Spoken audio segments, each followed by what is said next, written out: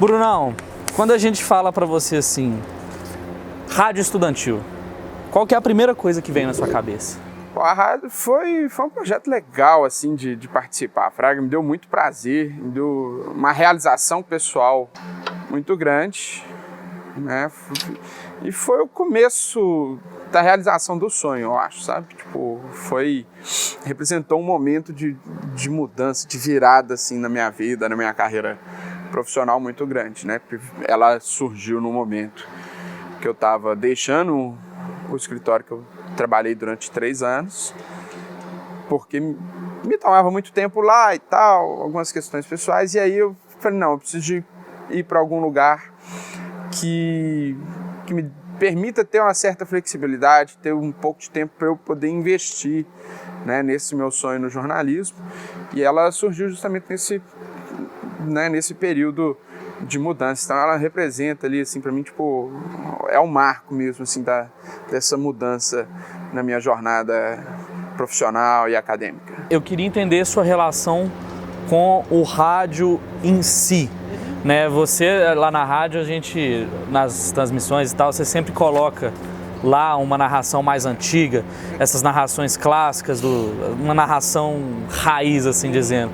Como é que foi que surgiu esse afeto seu com o rádio, essa relação com narração esportiva? Como é que foi isso? Quando eu era criança, ainda lá no sul de Minas, eu era fãzaço do Galvão Bueno, eu achava o Galvão Bueno, assim, top. E eu queria ser aquilo. Eu falava, não, eu vou ser narrador de futebol.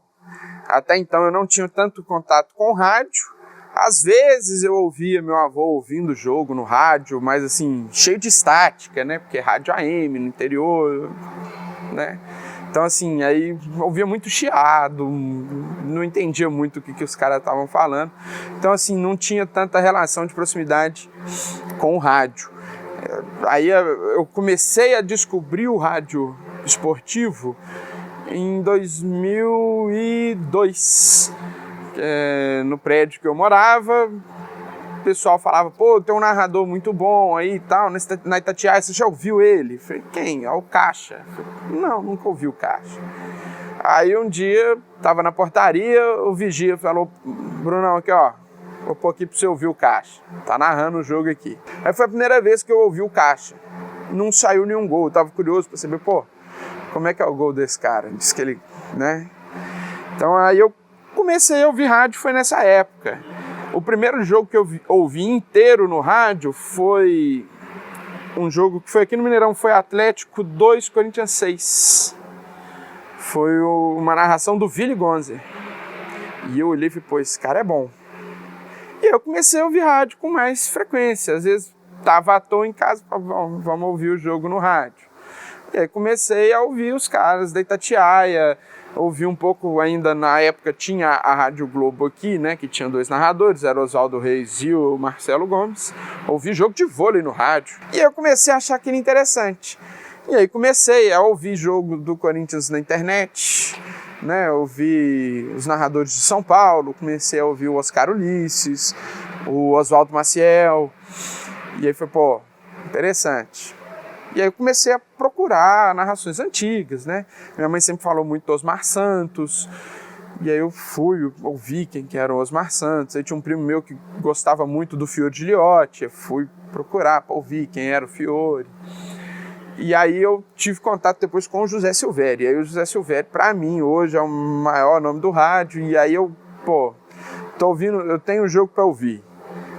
Aí eu olho os narradores. Se o Silvério estiver narrando, eu vou ouvir o Silvério narrar. Ele é um cara muito preciso, ele está sempre em cima da bola. Ele não é um narrador muito de bordões, né? Então acho que até a linha que parece um pouco mais com a minha, né? Que eu não sou um cara de bordão. Então, assim, é um cara que eu me inspiro muito. Então, assim, eu gosto muito de rádio. Às vezes eu tô vendo um jogo na televisão e ouvindo outro no rádio. Porque tem dia que eu acho que eu gosto mais do futebol no rádio, mais de ouvir a narração de rádio do que do futebol em si. Entendi. Então, às vezes eu fico lá, pô, passo horas do meu dia, às vezes, final de semana, pô, Vamos ver se acha. Semana passada eu estive aqui no Museu do Mineirão, pô, eu fiquei mó tempão lá ouvindo narração. Minha namorada sentou lá e ficou esperando, porque eu tava ouvindo narração velha, ouvindo, pô, Alberto Rodrigues e o Viligonza narrando Brasil e Itália de 82. Antes de você efetivamente narrar pela rádio, você já narrava algumas partidas de jogos universitários pelo direito, né? Eu lá na faculdade de Direito do UFMG tem o torneio interno, né, que é o Vetustão. Aí um belo dia eu tava lá, foi 2014, final de 2014, a gente tava jogando o campeonato, meu time jogou a final da Série B, foi o primeiro jogo da tarde, e eu fiquei lá pra ver os outros jogos, esperar a premiação, porque a premiação ia ser feita de todos os times depois que terminasse o último jogo. E aí uns amigos meus falaram, pô, Bruno, é verdade que você tem vontade de ser narrador? Eu falei, Pô, narra esse jogo aqui pra gente. Tava na metade do segundo tempo da final da Série A do Vetustão. Era um jogo do Power contra o Juventusta. E aí eu comecei a narrar. Os caras, pô, velho, você é bom. Vamos gravar isso. E aí gravamos ali a metade final do jogo e tal. Aí depois do jogo mandei a narração pros caras dos times. Os caras, véi, que doido. E aí eu comecei a narrar o Vetustão, né? Todo final de semana eu narrava 1 ou 2 jogos, pelo menos, do Vetustão e um do Vetustete, né? Que era o Campeonato das Meninas. E aí a gente lançava as narrações depois no YouTube, pros times e tal. Então ali assim, e aí daí surgiu a oportunidade de narrar outros torneios. Tinha o torneio de futebol de campo da UFMG, que eu narrei alguns jogos de campo. Narrei alguns jogos do Intraeng, que é o interno das engenharias. Narrei handball no Intraeng, narrei futsal, narrei jogo de inter-UFMG também, handball, narrei futsal. Cheguei a narrar vôlei nos jogos jurídicos. Narrei uma vez só vôlei, mas já tive essa experiência de narrar vôlei. Narrei basquete nos jogos jurídicos. Então, assim, e quando eu era moleque, eu narrava as peladas que eu jogava, né? Narrava o famoso Ronaldinho Soccer, eu fazia a narração do nosso torneiozinho futebol de botão. Cheguei a narrar futebol de botão, futebol da Gulliver, né? Aquele jogador com os pezinhos assim, né? Que você dá aquela batidinha no pé. Eu narrei muito futebol de Gulliver também. E como que você ficou sabendo, assim, da rádio estudantil? O Lucas Souza, ele foi meu aluno na igreja. E aí ele falou, pô, Brunão, tô num projeto aí e tal, tem uma web rádio, a gente tem programa 2 vezes na semana e tal, você tem interesse de participar? Eu falei, pô, bacana. Aí ele passou meu contato pro Paulo, o Paulo me mandou mensagem e tal, aí combinamos o dia que eu ia a primeira vez para acompanhar, né, o programa, para ver como é que funcionava e tal, até foi no estúdio da Fafiche, né? A Isabelle estava no programa, foi a Isabelle, o Paulo, você e o Lucas que estavam no programa e eu fiquei no estúdio só acompanhando e tal, aí depois a gente trocou ideia depois. Na semana seguinte eu já estava participando ativamente do programa, né? E ali foi uma experiência muito boa, né? De ter pauta, né, de saber como é que funciona um programa de rádio, né, de fazer apuração, de pesquisar, de poder comentar, de participar do programa com gente que às vezes pensava de forma diferente, né, de ter essa divergência de opiniões e de poder debater, né, de aprender como se portar ali, né, num programa de rádio, né, se todo mundo falar ao mesmo tempo, em casa ninguém entende porcaria nenhuma, né. E aí, né, saber respeitar a vez do outro falar, saber respeitar a opinião do outro, né? Então, assim, foi muito bacana. Eu tive a oportunidade de apresentar o programa, né, uma vez. Foi a primeira vez que eu participei de um programa com alguém da imprensa oficial, né? Que a Isabelle, na época, já estava na Inconfidência. E aí eu tive a oportunidade de participar de alguns programas em que ela estava também. E aí, isso para mim, eu participei remotamente, né, por telefone, Minha última participação no programa, inclusive, foi, né, por telefone. Eu tinha voltado a trabalhar em escritório, e aí o horário ficou incompatível para mim. Eu participei por telefone, eu acho que umas 2 vezes eu participei por telefone. Entendi. E aí, depois o Estudantil Esporte Clube, ele ficou por um tempo, né? A gente ficou com ele em 2018, 2017, e aí chegou dezembro, chegou o Mundial de Clubes da FIFA, tinha o Grêmio lá que ia disputar o Mundial em 2017. E aí a gente fez esse Mundial, fez os jogos do Grêmio, depois fez a final, mas... Fez Grêmio e Real Madrid. O Real Madrid foi feito também a semifinal. Isso. O Danilo narrou.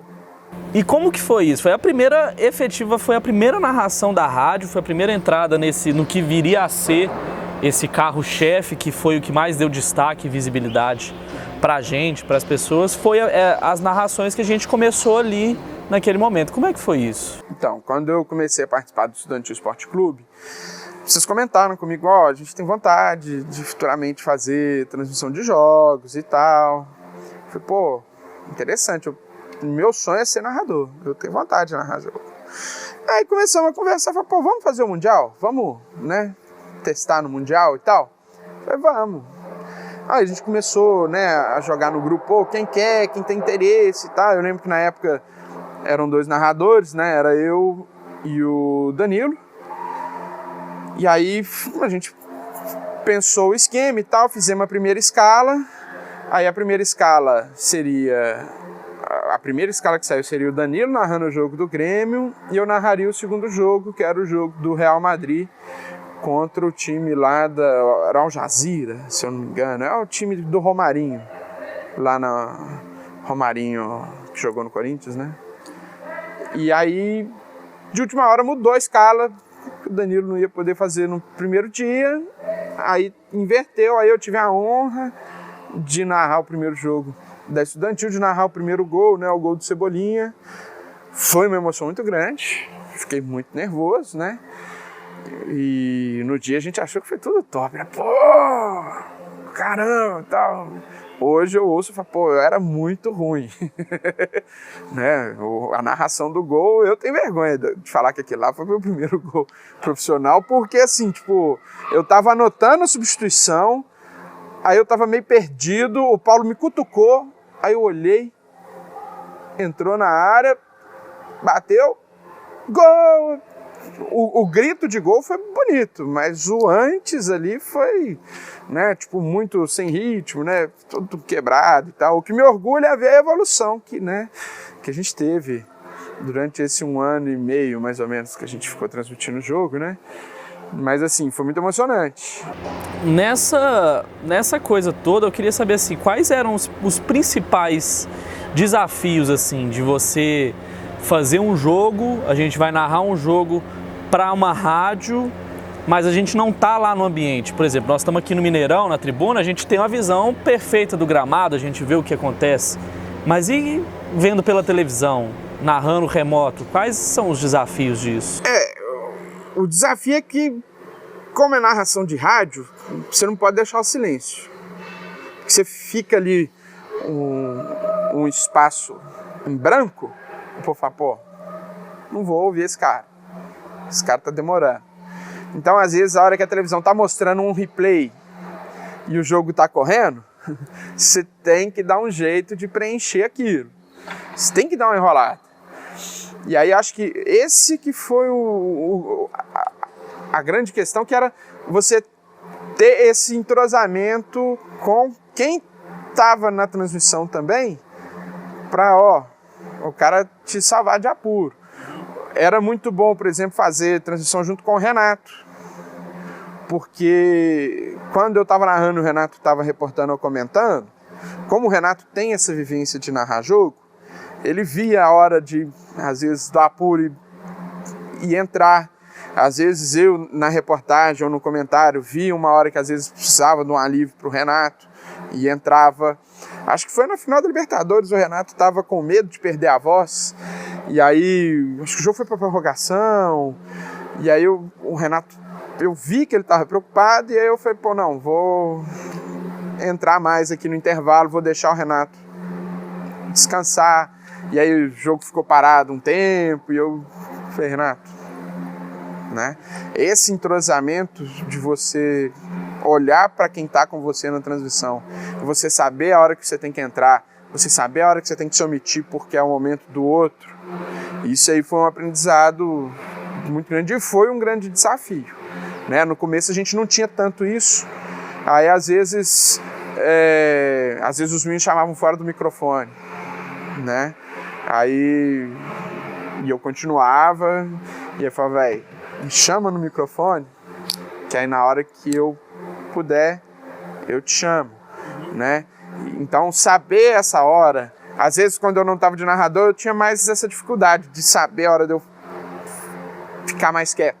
Às vezes eu fazendo reportagem, eu falava horrores, né? E aí eu fui aprendendo depois que, não, a minha inserção ela tem que ser mais... Né? Então, acho que os desafios foram muito esses, de criar esse entrosamento na equipe fixa que a gente tinha, né, na equipe mais fixa, e depois de aprender até essa humildade, sabe? Pô, não, é o momento do outro falar, esse aqui é o momento do outro brilhar, né? Porque o narrador ele já brilha mais na transmissão do que os outros. Ele é meio que o camisa 10 da transmissão, né? Ele que dá o tom, né? Ele que dá o ritmo ali do que está acontecendo. E às vezes quando você está acostumado a narrar e você passa para uma outra função, você tem um pouco essa dificuldade de, opa, não, é ele que vai brilhar. E assim, a gente fez muitos jogos.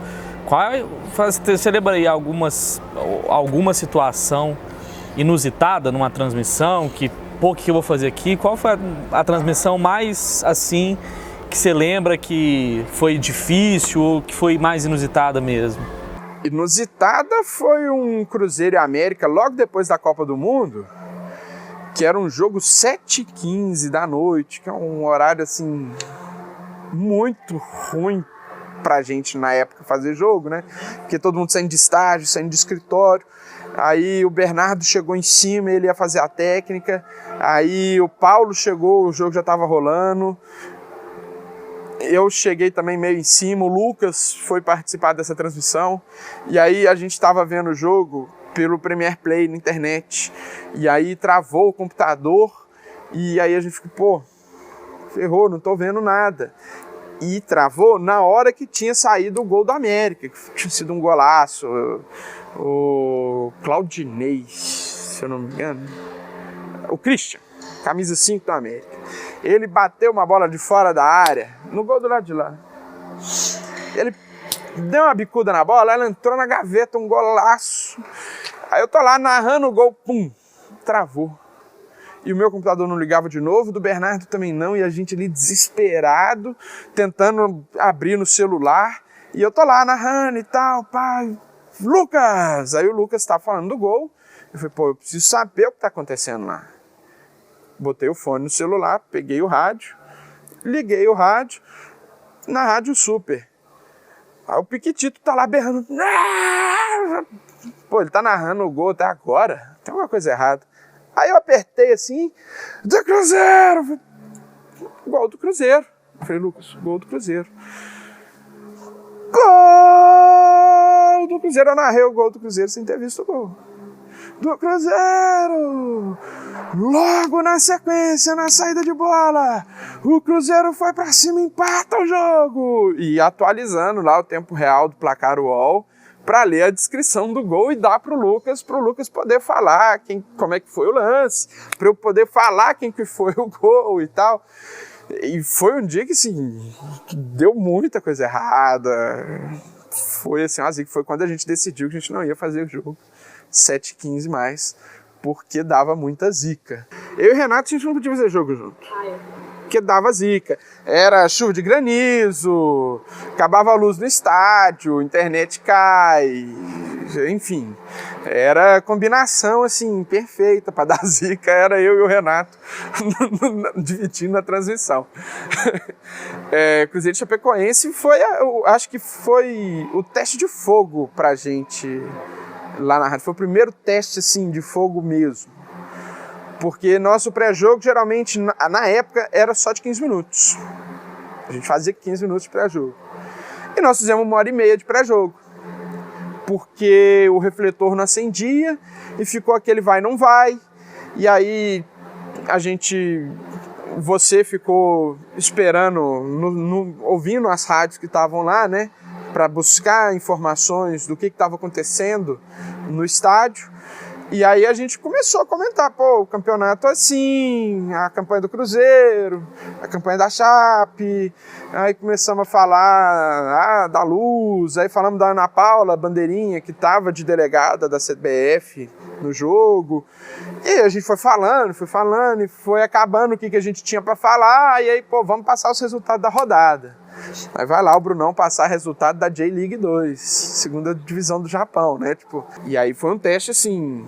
Aí nós falamos, pô, não, nós precisamos começar a preparar mais coisa.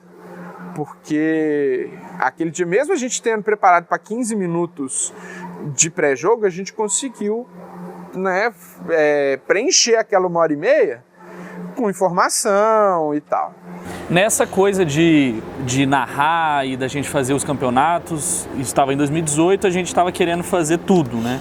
E aí tinha a Copa do Mundo em 2018, a gente ficou com essa ideia de fazer a Copa, e aí depois veio a parceria com o FMG Educativo e a Rádio Terceiro Andar. Como é que foi essa história toda?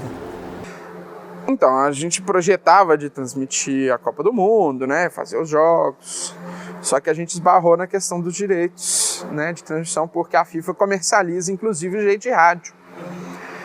E aí a gente, né, pô, nós vamos fazer pirata ou não? Aí a gente falou, não, acho melhor não.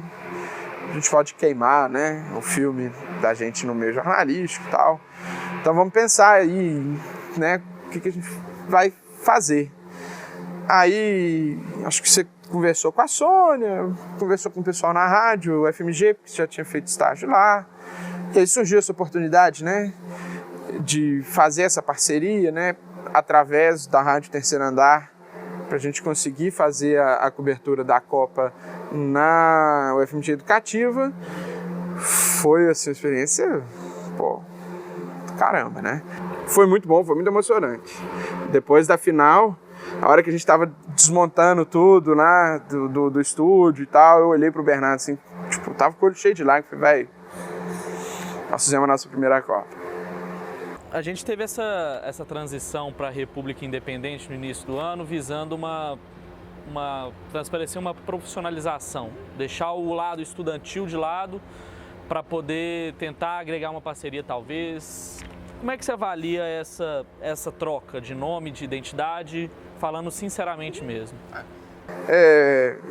Primeiro acho que teve aquele problema do YouTube, né, que deu um bloco na gente que eu acho que atrapalhou muito, deu uma quebrada no ritmo ali, assim, que ali foi o que eu acho que foi que causou o fim, né, do projeto, que aí a galera foi perdendo o ritmo, foi desanimando.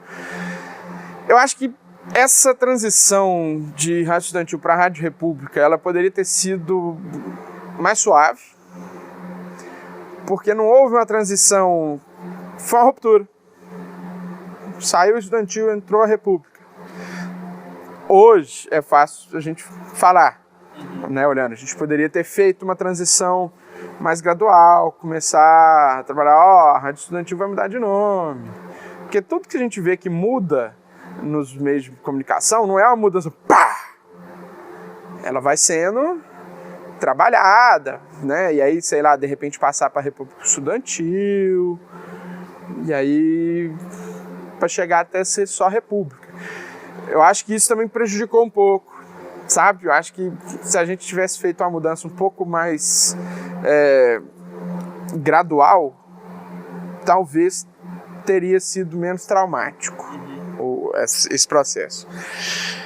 Eu não tinha nada contra o nome estudantil. Eu acho que, assim, de repente a gente conseguiria dar essa cara profissional usando mesmo a marca estudantil. Acho que foi cedo demais, talvez, essa tentativa. Acho que talvez a gente devesse ter esperado um pouquinho mais para a gente, né, fazer essa mudança. Eu acho que não foi a mudança em si que atrapalhou. Acho que o que atrapalhou foi aquele ban que a gente tomou no YouTube, que a gente até hoje não sabe por quê. A gente só imagina hipóteses do que aconteceu, porque aquilo ali realmente atrapalhou. E quando a gente efetivamente anunciou que a Rádio Estudantil e a República e tal ia dar uma pausa, ia parar, ia interromper as atividades, como é que foi esse sentimento aí, essa coisa? Foi triste, cara. Eu fiquei muito triste. Eu fiquei assim, tipo, pô... né? Assim... Que é um projeto que eu gosto muito e eu gosto de narrar jogo. E eu gostava de fazer o jogo com vocês ali. Fraga, aquela equipe, nossa, era muito boa. O Caio, que talvez tenha sido o comentarista que fez mais jogos comigo, eu olhava no Caio, o Caio me olhava, a gente já se entendia. O Bernardo, né, que foi a equipe que mais eu fiz jogo fixo, fui eu, Caio e Bernardo. E o operador, que geralmente era você. Mas eu fiquei assim, falei, pô,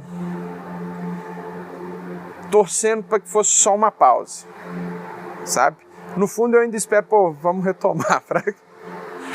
Porque eu sinto saudade, eu sinto falta, sabe?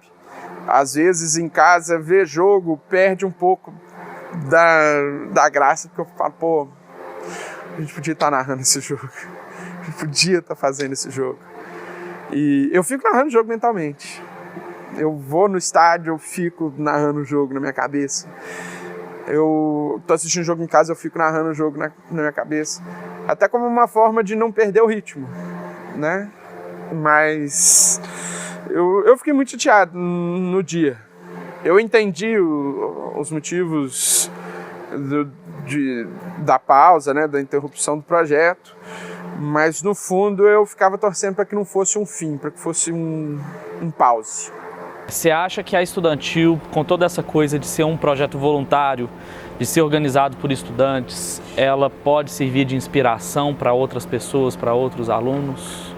Acho que pode e deve, porque principalmente nessa área que a gente quer, que é o jornalismo esportivo, e jornalismo esportivo de rádio, é muito difícil você arrumar um estágio que vai te dar essa oportunidade de fazer narração de jogo, de transmitir o jogo e tal, de te dar essa vivência. Então, assim, eu acho que foi um projeto muito bom. Eu acho que pode e deve inspirar outras pessoas, porque eu acho que não só a experiência de transmitir jogo, mas o próprio amadurecimento que traz, né? E essa convivência de ter essa... quase como se fosse uma redação mesmo, né, de produzir e tal, isso aí foi muito válido. E dificilmente a gente vai conseguir isso em outros lugares, né, de ter a liberdade de fazer do nosso jeito e de poder errar e tipo, não, vamos consertar, e de ter esse feedback. Eu acho que isso é muito importante. Acho que isso é uma coisa que deveria inspirar outros estudantes, até de outras faculdades, a fazerem algo desse tipo, que eu acho que traz um crescimento muito grande.